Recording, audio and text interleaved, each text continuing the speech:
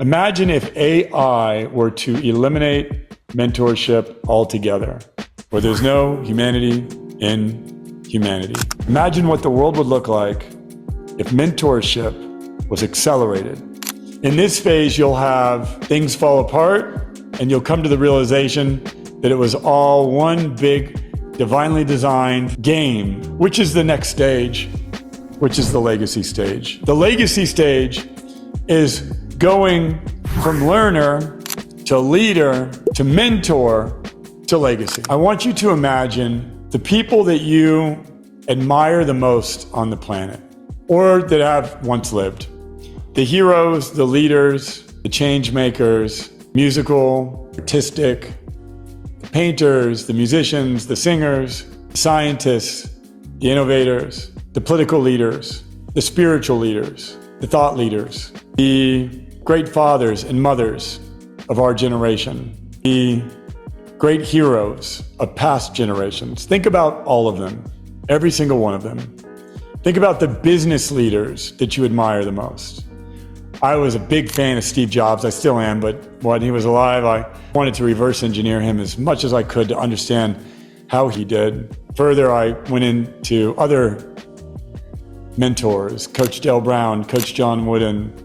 I studied mentors who are no longer with us, Dr. Martin Luther King, John F. Kennedy, a variety of people. And then, of course, the mentors that I most resonated with throughout my spiritual work. So imagine these leaders. Go ahead and just close your eyes and see these leaders as they are. The most powerful human beings to ever lead in the history of humanity and civilization. Now, with those leaders in mind, I want you to think about the unsung heroes that supported them, the mentors that those leaders stood on the shoulders of.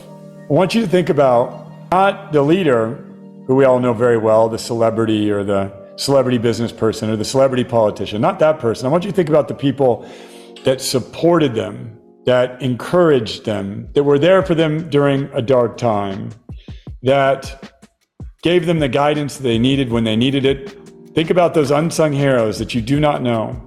I want you to imagine a world where mentorship is no longer a driver of culture. Imagine if AI were to eliminate mentorship altogether. Imagine if people no longer sought mentorship, no longer valued mentorship, if mentorship were outlawed. Imagine what society would look like if that were the case. I relate it to you and imagine what your life would look like if you never had a mentor, if you never had a teacher, a coach, a parent. If all you had was a cold screen and a chat. Imagine what your life would look like. Imagine what the world would look like if mentors ceased to exist. It would be a dark, dystopian world, one devoid of human connection, one where there's no humanity in humanity, one with artificial empathy, artificial compassion, artificial love. Imagine what that world would feel like. It would be pretty dark. Now imagine a little light shining down. And as opposed to AI removing mentorship from the world, imagine it empowering mentors, freeing them to work with whatever mentee they're called to, giving them the tools to transfer their wisdom effortlessly onto those seeking it.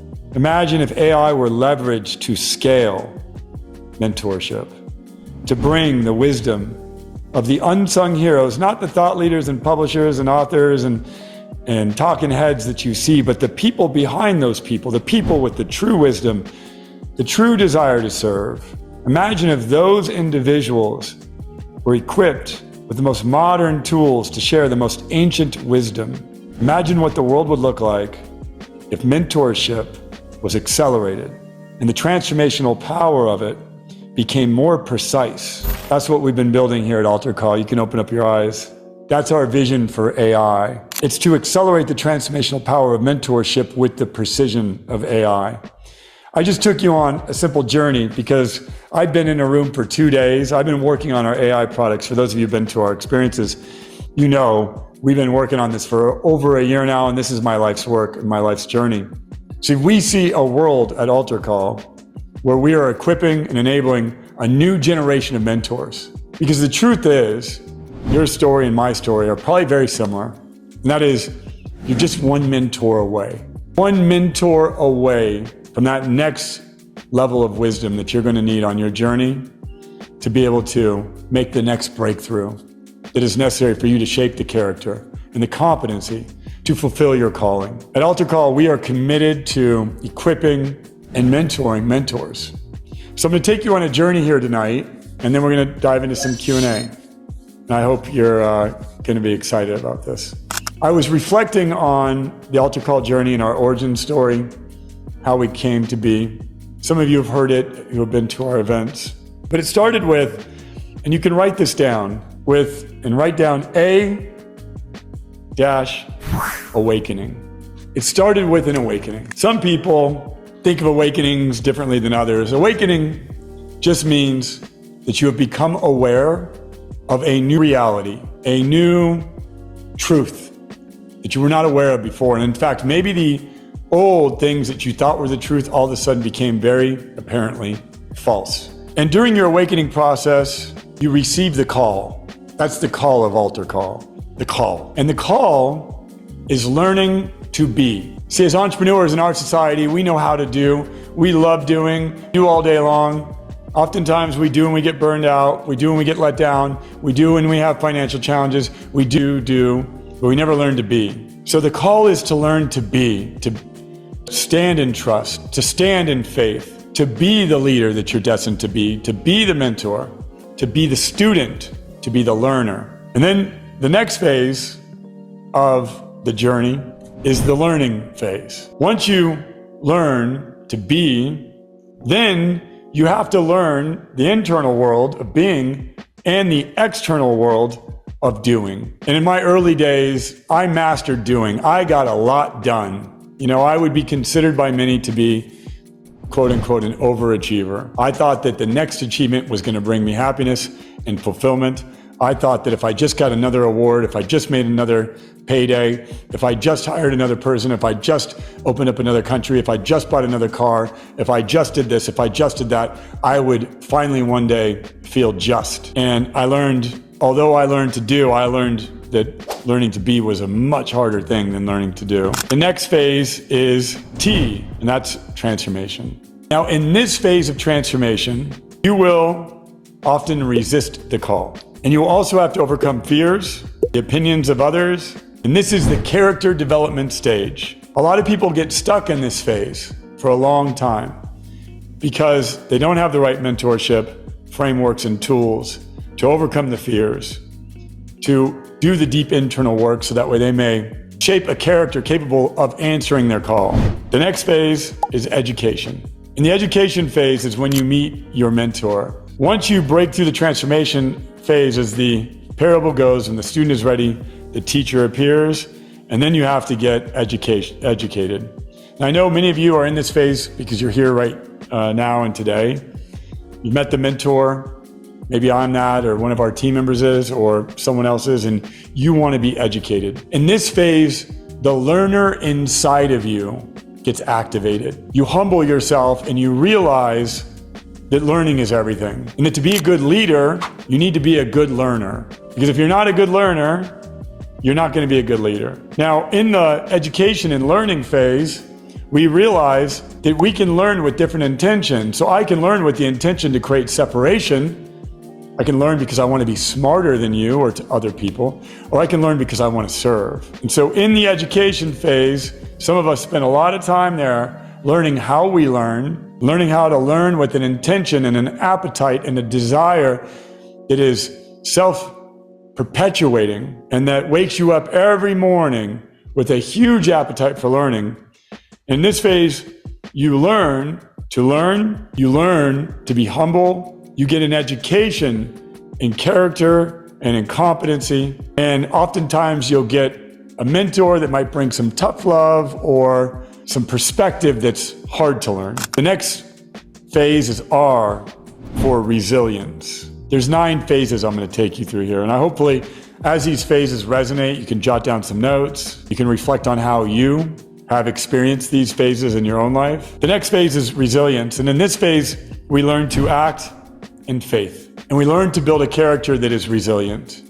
In this phase, you'll have things fall apart, and you'll come to the realization that it was all one big, divinely designed game in order to shape you. You'll have things that you thought would work out, not work out. You'll have things that you thought were good turn bad. You'll have things that you thought were bad turn good. In this phase, you'll be like, I don't know anything other than I'm just going to work on my character and build resilience. This phase really throws people off because it will question your very understanding of how life works. And that's how we learn to walk blind in faith. There's a scripture talks about a light being shined 3 feet in front of you. And the idea behind it is you're only going to get a little dose of the path in front of you. You don't get the full 10-year journey, 20-year journey mapped out. You get 3 feet in front of you. And in this phase of learning resilience, you learn to act in faith, and you learn to submit, obey, and serve. I call it the SOS phase. When you're in learning resilience, sometimes you're just like, SOS. I'm just going to submit, obey, and serve. Now, the next phase on the spiritual mentor's journey is challenges, and it's C for challenges. In that phase, you'll learn, you'll be tested, you'll find allies, and you'll also have often, not for everyone, but for some people, you'll have enemies show up. And these aren't necessarily bad things. These are people that have had it placed on their heart to push you on your path because perhaps they take a stand against you, as they have in my life. Maybe they're old friends that no longer are friends. Maybe it's a competitor that shows up that wants to, see what you're made of. Maybe it's a relationship that all of a sudden turns for a strange reason. And in the challenges phase, you'll often learn to deal with tests, but you'll also gain allies.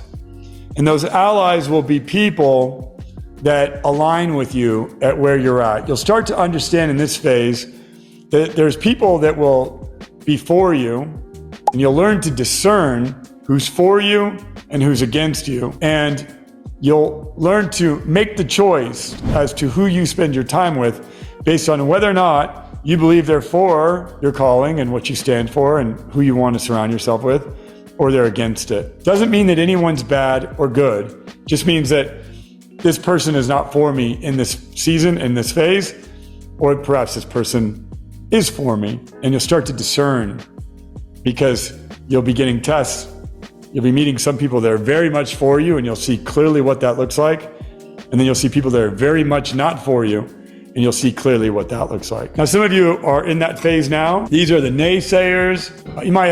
We're all going home over the family. Some of you just might have had a Thanksgiving celebration if you celebrate that in your family. And Ram Dass, who I just was at his legacy event, has a wonderful quote about, if you want to know if you're enlightened or not, go spend a week with your family. And I love that because we get triggered. We have people that gossip about us. We have people that aren't nice to us, or they bring up the past. And if you want to know if you're enlightened or not, just go spend a week with your family. The next phase is A, authority. During the authority phase, we learn to face our shadows. We've gotten through the tests.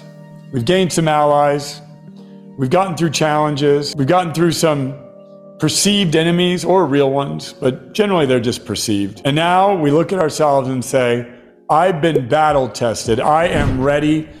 There's not all these things that I thought were scary. I'm going to look at the stuff that's scary inside of me. And by this, we learn to harness the spiritual force of restriction. We learn to gain authority over our adversity. We heal the past and we integrate the past into our present. And we actually have a new perspective often on our past where we'll see things that once were bad as good. And I can share with you in my own personal testament, my father was an enemy in my journey. And now he's no longer with us and he's a friend on my journey. And in fact, I see him as always having been a friend on my journey, even though he did some pretty harsh stuff, because I've healed. And the more that you heal these things, the more that you'll be at peace with them, and the more that you'll actually be grateful, because all of these things, whether they're things that you did or that others did, you'll realize they were all there to shape you into the person that you are today, and you'll be proud of that person. You'll also learn to embrace blind spots. You'll actually want to find your blind spots. You'll seek feedback from people, which is odd for me. My ego was so big, I did not want feedback from people. And I still, of course, I'm always working on this. It's not like you ever are fully, at least not my lifetime, maybe fully at the Buddha or Jesus level or whatever your aspiration is. And so, you're seeking feedback in this stage. You're willing to look at blind spots. You're investing in coaches. You're going to therapy. I'm willing to look at anything and everything that I need to change about me in order for me to fulfill my calling. And you'll face your innermost demons. You'll look at things you have guilt over, you have shame over. You'll look at things that trigger you, and you'll look at them looking for a new perspective. The next phase is L, for leadership. Now, this is the phase where often a crisis will occur, and you'll learn to serve. This is the phase where your self-interest, because you've faced your shadows, you've faced your demons, you've humbled yourself to look at your blind spots. You've been through tests, challenges, allies. You've learned the internal world. You've learned the external world. You've awakened. You've gone through this, and now you're like, I'm ready to lead. And this is a key moment for me when we started AlterCall. We started in October of 2019, 4 years ago, a little over 4 years ago. And within a couple of months, COVID hit, and everything we thought we were going to do shut down. And at this stage, I had to learn to lead in crisis. I had to lead my family and my team through COVID. Many of our customers, I was on the phones late at night with people that were doing long-term care. I was talking to people that were having to lay people off. I had to learn to lead myself, my family, and people through that time. And this is when you learn to start to serve first and ask questions later. During this period of time, we started a meditation group that grew to over 20,000 people strong. I had never meditated in public before. I'd never prayed in public before, but in this season, I was called to start meditating and praying with people in public, and started with about 10, 15 people, and it grew to 500 people would join us for a sitting. And we did it for 483 days in a row. And with each person we meditated and prayed with during this time, it helped me to heal and grow too. And that's what leadership is about. It's not leading because the people, the learners that you're leading are giving you the feedback to become a greater leader. So each time you see something that you share and it resonates, it fills up your cup. Each time you have a student show up and you're able to give them some wisdom that you've learned by way of some hard-fought experience, and you see them take action on that wisdom, you get delight. You literally convert in this phase from being a leader to being a mentor. And being a mentor is different than being a leader. See, a leader often will lead you because they want you to produce and make money for them. They'll want you they have an agenda. They're leading you so long as you get the job done. They're leading you so long as you bring in sales. They're leading you so long as you do exactly what they tell you to. And some of you are in the leadership phase right now of your business. And the next phase is going from leader to mentor. Because the people that we love the most in our lives are the mentors. When you visualized a world without mentors, what'd you think about that? What'd you think about the mentors that played a role in your life? What'd you think about the idea that mentors were eliminated from the world altogether? That's an ugly world, right? None of us want to be a part of that world. So that's what we need more of in the world. We need people to get to the leadership stage and then realize that it's more than just becoming a leader, it's becoming a mentor, which is the next stage, which is the legacy stage. The legacy stage is going from learner to leader to mentor to legacy. And by legacy, this is the legacy that you will create. And that is the legacy of mentoring people, mentoring your children, your friends, picking up the phone for someone who needs some help. I have an ex that called me going through a divorce. She's like, I don't know what to do. He took $3 million out of her pocket. She's freaking out, triggered with money. I'm like, let me help you out. This is how we can think about this. I've been through some stuff. Let me take you through this process. That's what mentoring is about. And it's actually quite something I'm excited about, that I have relationships with old friends, and in this case, my ex from 20 something years ago, 25 years ago. And, at this stage, I get to be her mentor. And that's what a legacy is about. It's about those people that you have transferred wisdom onto. That's the opportunity that you have. That's my dream, would be for you to go through these stages with us, from learner to leader to mentor to legacy, and that you as advocates would join us and help mentor others together. Imagine if you were the mentor that discovered Oprah Winfrey. Imagine if you were the mentor that discovered Steve Jobs. Imagine if you were the mentor that discovered Gandhi. Imagine if you were the mentor that discovered Nelson Mandela. Imagine if you were the mentor who discovered Eleanor Roosevelt or Andrew Carnegie. Imagine if you were the mentor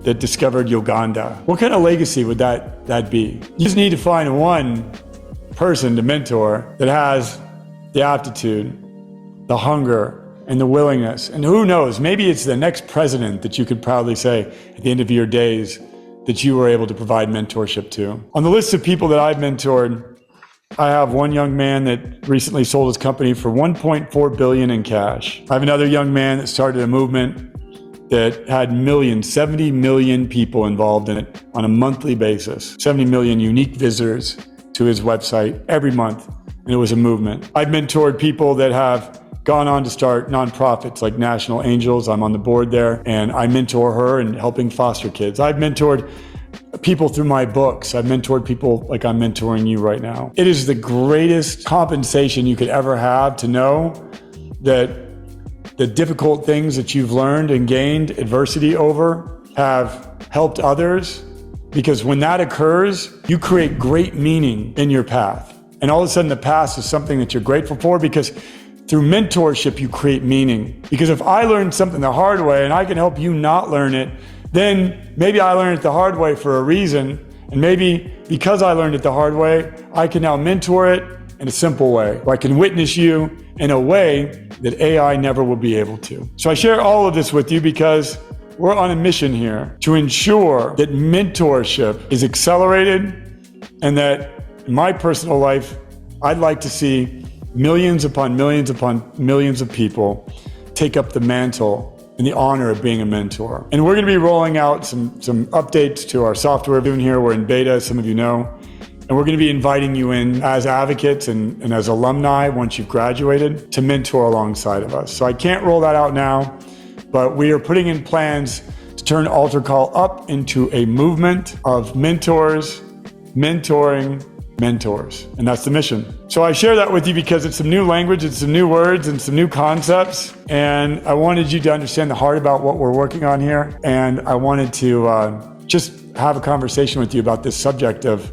leadership and mentorship and how you can be a more effective leader. And by mentor, I mean teacher, coach, entrepreneur, executive, father, mother, brother. There's many different people that many different roles, I should say, that a person can have and be a mentor. It's not just in one subject or another. I have mentors spiritually. I have mentors in boxing, a mentor in boxing. I have a mentor doing cognitive work with me. I have a mentor in my vocal work that I'm doing as learning to sing. I have a team of mentors that I surround myself with. I have business mentors. And when I look at my life story, I always got to my next slide being ready as a student and then receiving the divine appointment of a mentor and learning as much as I could from the mentor, whether it be someone who's alive or someone who I met in passing or someone who I had an hour with or someone who I had more time with. My success has come by way of being a great learner and having great reverence for those who teach me. And I hope to be able to teach you what I've learned about mentorship and mentoring others, and by having been mentored by some great people. I hope you enjoyed this video. Do me a favor, like, subscribe, share, help boost this video. I want to get the word out about my work, and I could use your help. Thank you so much, and God bless. I'm Ryan Blair. I've done over $1 billion in exits, $2 billion in sales, and I help founders like you grow, scale, turn around, and exit their businesses.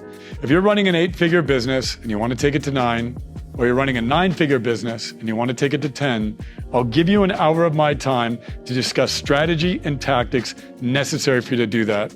I have actually done that. I know what it takes to build and scale a business. I know the unique problem sets that you face. I know the unique challenges. I know the problems that you're up against. And I'm happy to give you an hour of my time to build a relationship with you to see if we could possibly work together. If you're interested, click on the link, find a time on my calendar, and we'll spend an hour together talking about strategy and tactics for you to grow, scale, or sell your business.